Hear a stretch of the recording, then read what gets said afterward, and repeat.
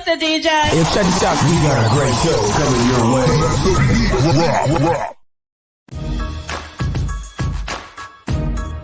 From the ECSI Sports Studios, it's the Midday Market Report with Jeff Dawson.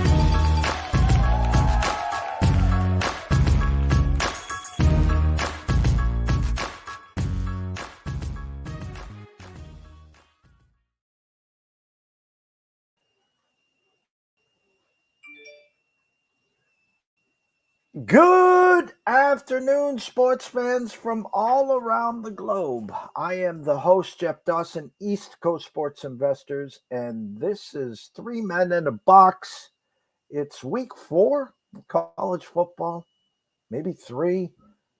Who knows? Maybe it's 5. I don't know, with the 0, the 1, the 2, the 3, 12. That's all I know is this is good friend and colleague Matt Grissom here to talk some SEC, some Arkansas Razorbacks. Get us ready for this weekend's card. As we were talking backstage, kind of the appetizer to next week and all the big headline games. This week, I know the kids, I know the games. There's tickets to be cashed. There's landmines everywhere. Tough menu, tough board to navigate. But with myself and Matt, we hope to. Matt says he's got 6 games queued up.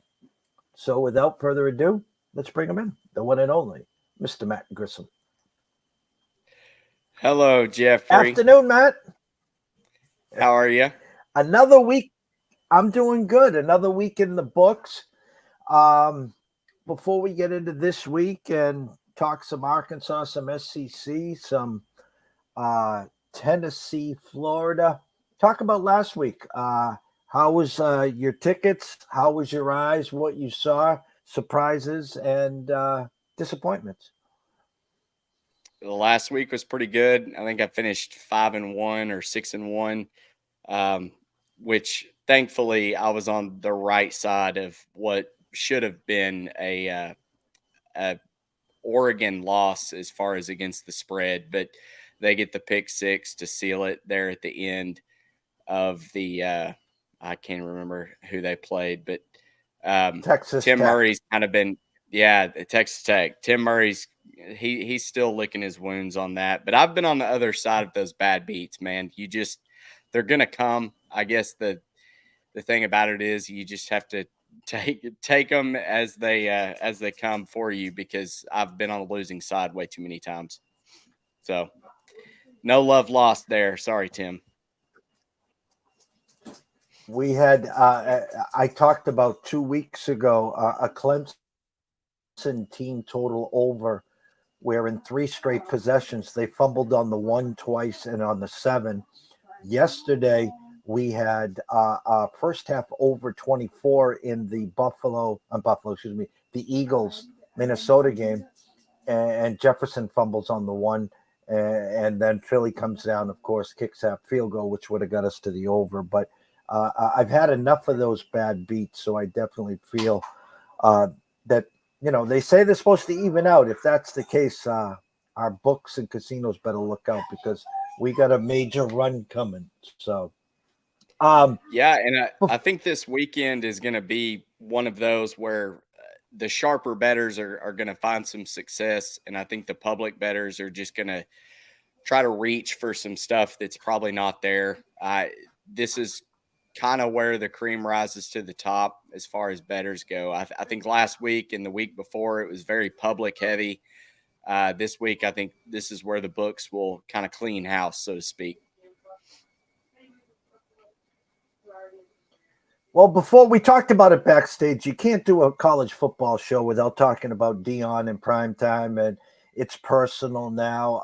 Listen, I love Deion. I loved him as a player, football and baseball. He comes onto the scene at Jackson State, turns that program around, comes over to Colorado, just, brings in 70 new players, 20.5-point underdogs at TCU win. They beat Nebraska, good second half. And now in comes Colorado State, a nice interstate rivalry, which we would say is more than a win and a loss. It's a recruiting battle, but we know obviously the difference between Colorado and Colorado State. And the coach from Colorado State's got to open his yappa. And next thing you know, Colorado and Dion are handing out sunglasses to the whole team and saying it's personal. Have you had enough yet? No, I love it. I think he is captivating for college football. It's great. Um, I I have been higher on this Colorado team than I think most have. I was on them in week 1 against TCU. I was on them last week against Nebraska. And a lot of guys I respect, they were kind of waiting for them to lay an egg. And I thought possibly with Oregon next weekend, this would be the weekend where they may slip up and not cover the 24. I made this line 23.5.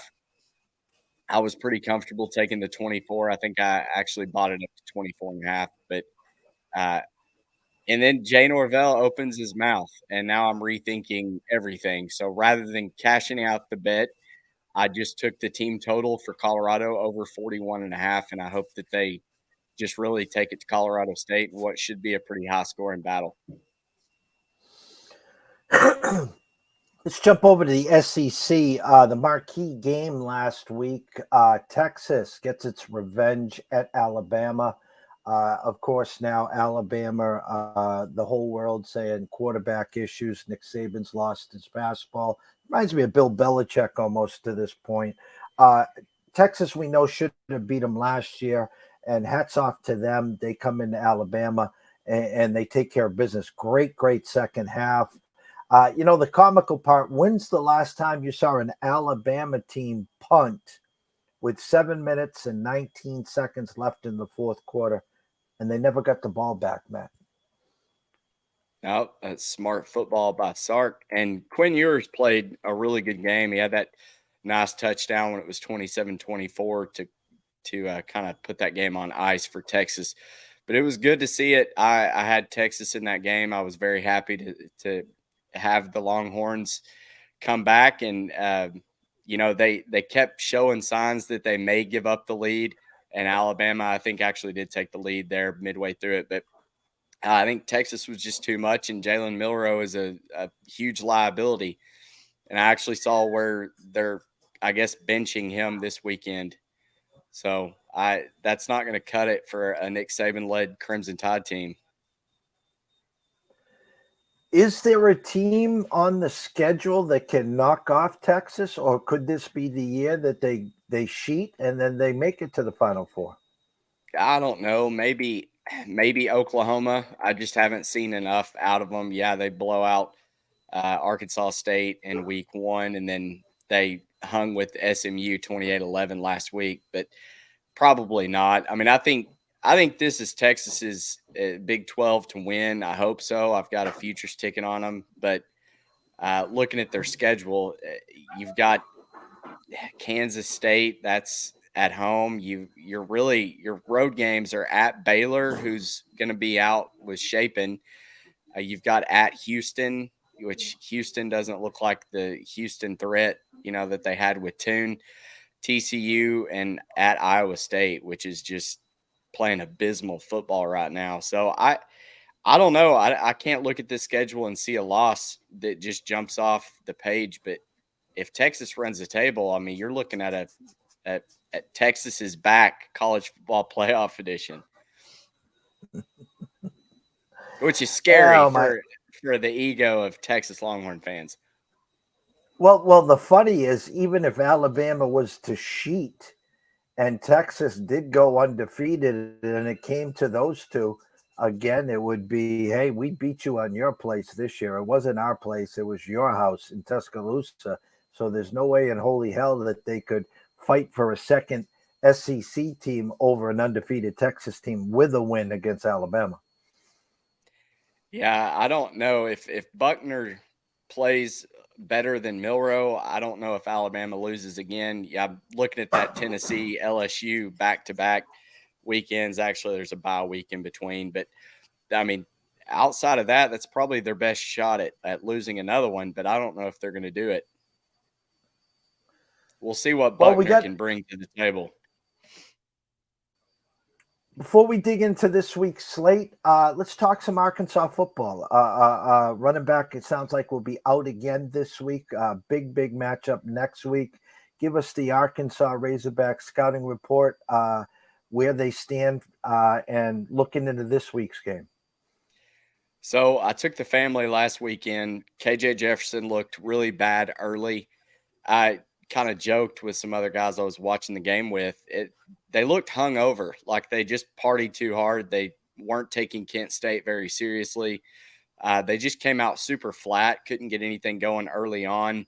Dubinion, our running back that filled in for Rocket, he didn't play very well. AJ Green ended up coming in and kind of solidifying that backup role to Rocket, which we'll see a lot of this weekend as Rocket Sanders sits out again. But looking at the Razorbacks as a whole, I don't particularly think that we're not going to show up at versus BYU. It's a night game in Donald W. Reynolds Razorback Stadium.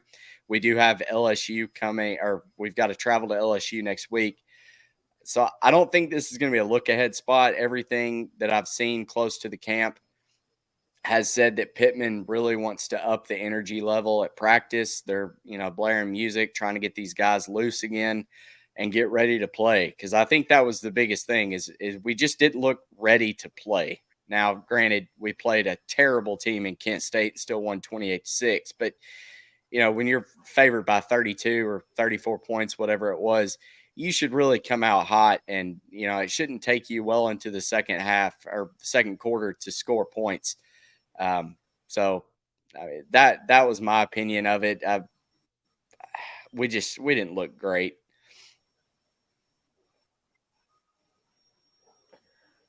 Paul Stone was talking about this game last night on Sports Map Radio, and he kind of liked the points in BYU. He talked about, Kent State, one of the worst defensive teams, and how you struggled early against them, and the fact that you have LSU next week. It might be a good upset alert spot, but as bad as you played last week, it might be one of these where they were looking ahead to BYU to get all systems go and get lathered up for LSU next week.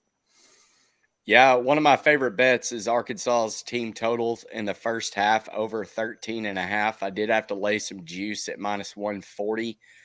But I think everything's, Dan Enos has been there. He knows, he started very slow. It resembled that Toledo game that we played when Brett Bielema was there with Dan Enos. And I just think he got complacent and thought, all right, we're going to be conservative, run our offense and kind of wear these guys down, which they could. But in the beginning, we couldn't run the ball. Dubinion was, hopping out and getting 1 or 2 yards. And KJ was missing wide receivers over the top. It just looked like bad football. So I think they respond well this week. I think they come out with some fireworks. I'll be interested to see what that first quarter over is as well, because I think we can probably score that by ourselves if it's 9.5 or 13.5, whatever it ends up being. All right, before I turn the menu and the card over to you, I might as well talk about the headliner this week, Tennessee at Florida. I'm having flashbacks. I remember the opening game, Florida at Utah. I remember this Tennessee team, putting up 40s and 50s with their eyes closed. In comes Joe Milton. I saw this number as high as 7. I'm seeing some money coming in Florida right now to 6.5. What's your initial thought for tomorrow, Vols at Gators? So my initial thought was that Florida's terrible. Tennessee should be able to win this game by 10 plus. However, 20 years since Tennessee won in Gainesville. And I ended up betting Florida plus 7. I think the Gators are going to be able to slow down Joe Milton. I'm not super high on Joe Milton as it is. I think they can make him make mistakes and possibly come out with the upset, but I definitely like the Gators plus 7. Plus 6 is so-so. If you feel better about it, buying it up which I hate to advocate for buying up points, but I think in some spots it's just worth more to buy it up, especially at 6.5, 7. You saw last night in the Thursday night football game, if you had Eagles -6 or Vikings +6, you push. You sweat that whole game for a backdoor cover just to push. So just buy the half point. I am the advocate for buying a half point when necessary. And it's funny, I initially had Minnesota on our desk +6.5 buying the hook. And then I was watching some late numbers and stuff, and I took the plus money on the first half over like a what. And of course, the game goes flying over. Second half, 21 points in the first 5 minutes. Thanks for playing. And again, so if you had the Eagles -5.5, congrats. If you had Minnesota +6.5, congrats. If you had either side with the 6, shame on you. So I like exactly where your thoughts are there. As we always do here, the board's yours. Take it away. Get us some winners, sir. So one of these games that I had circled was the Minnesota-North Carolina game, which is kind of a battle of opposites on offense, I guess. You've got a high-powered offense versus a lethargic offense, but Minnesota Golden Gophers are 2-0. They beat Nebraska in week 0, and then beat Eastern Michigan last week 25-6. App State took North Carolina to double overtime to end up North Carolina won that game 40-34. But as I've alluded to in the past, Mac Brown always seems to kind of lay an egg when he should win this game. And this line is at 7.5. 79% of the money is coming in on North Carolina, 80% of the bets. And it hasn't moved. Minnesota opened +7.5 to my knowledge. It's still there. I think the Golden Gophers can keep this a low-scoring game, which is going to help them cover it. They are ranked 3rd in the country in pass yards allowed, which part of that is that they played a terrible quarterback in Jeff Sims in Nebraska. But still, if Drake May struggles early, I think Minnesota could potentially pull the upset over Mac Brown and the Tar Heels. But ultimately, I do think Minnesota can cover this 7.5. I agree. That was one of those fishy lines. I do a show early in the week with a gentleman in LA, Mr. Pop DiBiase, and that line to us stuck out like a sore thumb. I like the Minnesota defense versus North Carolina's defense. And again, it's almost like one of these was, North Carolina looking ahead. You'll probably see the crisp, sharp May, and it'll be 14-0, 6 minutes into the first quarter. But I'm with you. I do like the points here. Yeah, and my numbers came to UNC -5.5. So as long as we can stay within that touchdown, I think we're good. Next. Another one is another ugly line matchup, whatever you want to call it. It's Kansas State, Missouri. Missouri looks like the most average, okayest team in the SEC. They're sitting at 2-0. They won 23-19 over Middle Tennessee last weekend. Not particularly good. Will Howard and Kansas State comes in coming off a 42-13 thrashing of Troy. This game, I don't know what it is. Sometimes I just go with my gut. I was talking to people on Twitter about it. I make this line Kansas State -8.5. But this line just continues to trend the opposite way, which tells me it's fishy. And as Tim Murray always says, embrace the stink and bet the number. Missouri, I got them at +5, +5.5. I can't remember. I think it's +4 now. But there's something wrong with this line. I mean, this is either going to be a Missouri win outright or Kansas State's going to win by 2 touchdowns, and I'm going to look like an idiot. But I'm going with the stinky line. Give me Brady Cook at home to upset Kansas State outright. Nice little home dog there. One of the things that we always like to look and embrace here. And again, the stench games are the ones, it's been a while, but me and Mr. Murray used to always talk about DMing each other on Twitter, talking about the stench games the most. And I think you nailed that one to a T. Something is not right here. Now, whether the books are doing this on purpose, so the public's all in on K-State, and it's us sharper people or so-called sharper people following the stench and say, all right, we're going to pay to see this. And you're right.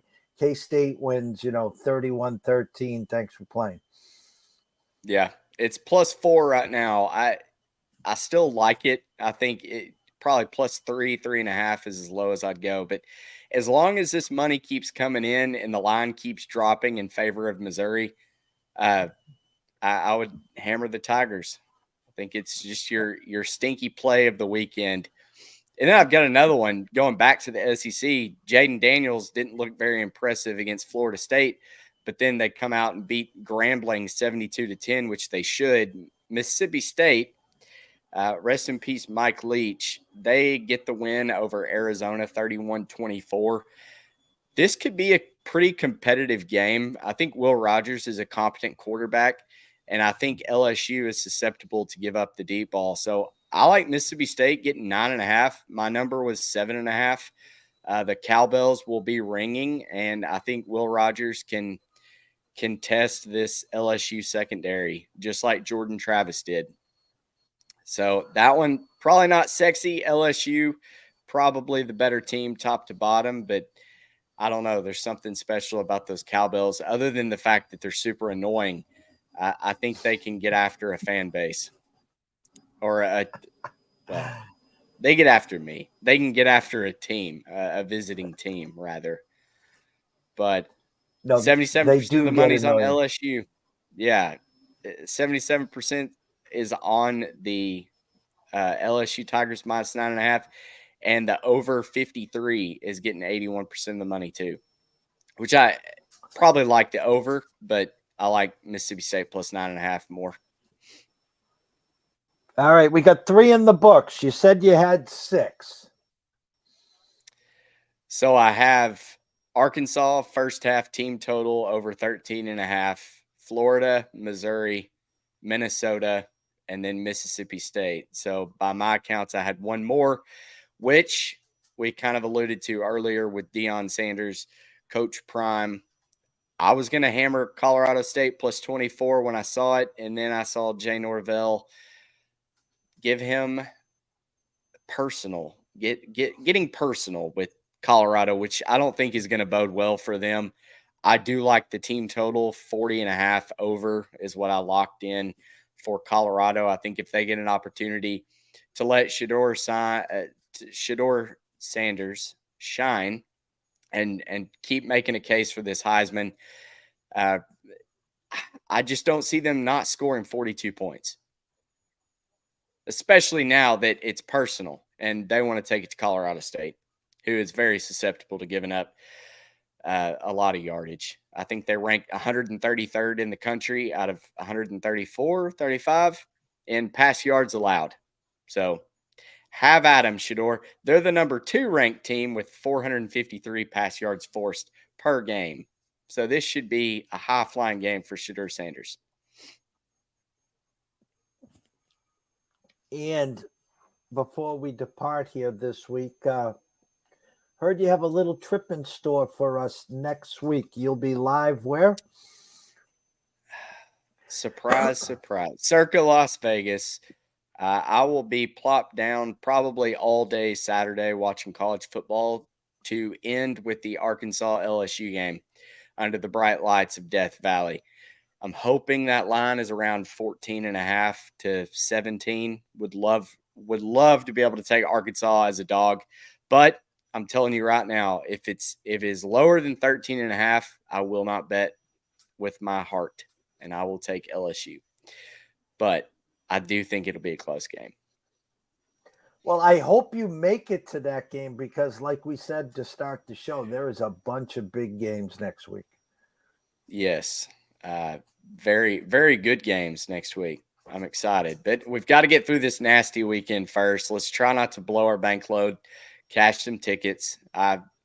I remain conservative in these first few weeks. I'm still getting the power ratings figured out. I mean, shoot, Colorado has adjusted, I think, 20 points in the last 2 weeks for me. So I just tread lightly. I'm still playing just a small 1-unit play on everything. If I do put a 2-unit play, I'll specify it. But yeah, take it easy, keep learning, and figure out these teams before you start going super hard on it.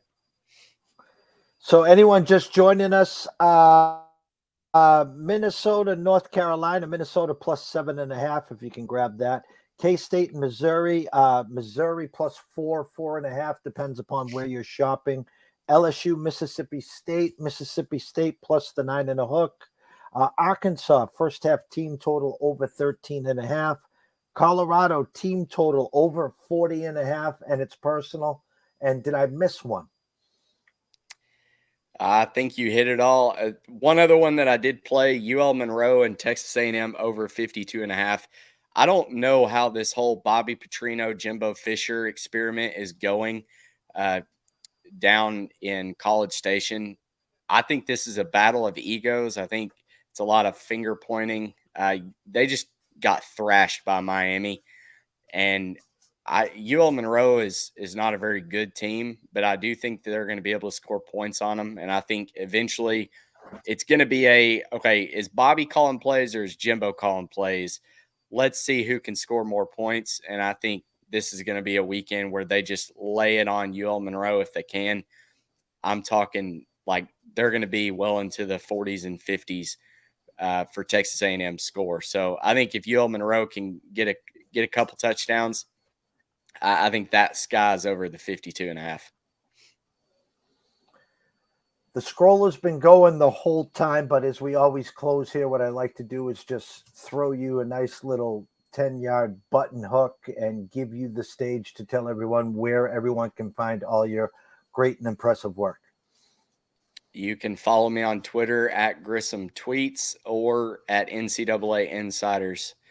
We've got all of our bets are tracked at ncaainsiders.com, and we put together some betting previews for the top matchups. And then we've got our live show coming here in about an hour and a half. So if you stay on Twitter and want to hop on, catch our show, we'd greatly appreciate it. The one and only Matt Grissom live from home tonight.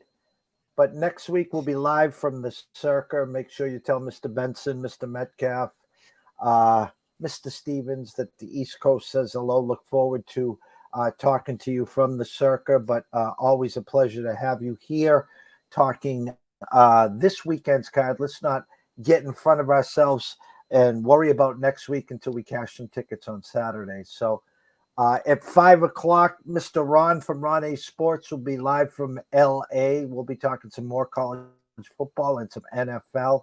But before then, everyone enjoy the afternoon. Everyone on the East Coast, get your stuff ready. It's not going to be that bad, but high winds. Hopefully, power internet stays on. It'll be coming late tonight, early tomorrow. Hurricane Lee, as it goes to land somewhere up in Canada, maybe hits Andrew McGinnis at Wager Talk and McGinnis Picks. But until then, enjoy the afternoon, people.